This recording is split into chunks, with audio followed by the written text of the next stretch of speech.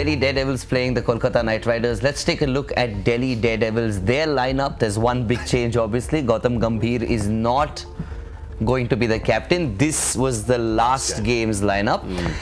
Do you think any changes are going to happen here? What is going to happen with this team?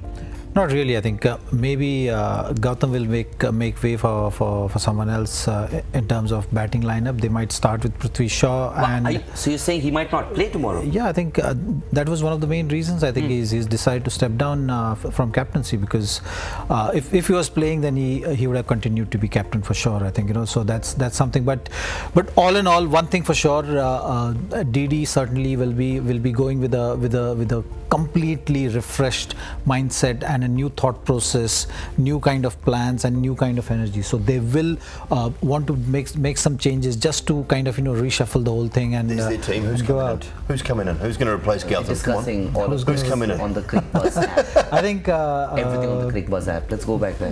Show them. Just show them. Gurkirat Mans. Okay, all right. I actually want to ask you this question, Simon.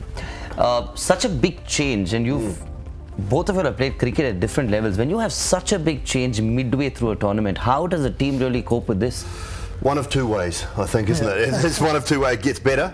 It's like, you look at the EPL, the English Premier League. How often when a team sacks a coach, the next week they win under a different coach, because all of a sudden it's just more relaxed maybe in that dressing room and everything fires. Whether they keep that winning run going is it's a big thing. You might see Delhi come out tomorrow and have a win and fire, but then they've got to keep it going. It's tough because I don't know with their side. They need Chris Morris fit. I think for mine, and he would come in and replace Dan Christian.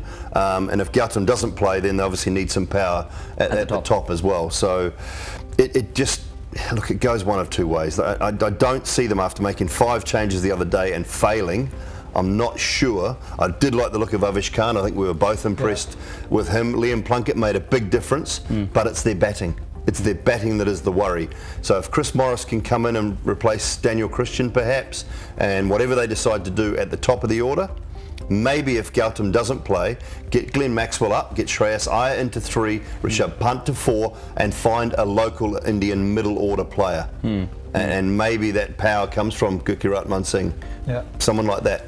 Might Jason Roy, if he's fit, will come back in the side. They might drop Glenn Maxwell because he's not had a great run. So I think, you know, they might go in a different direction from here on in.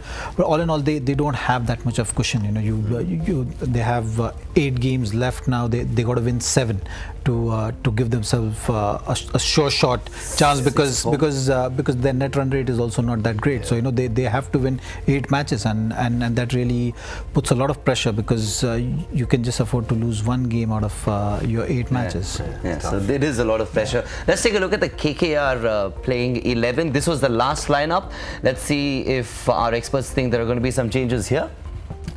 Well, they don't have a lot of options, KKR, outside of their fully fit 11. There's 1 or 2 players they can bring in and out, but this is their best 11. I think that's where they've settled on, their best 11. Tom Curran's done a good job for them.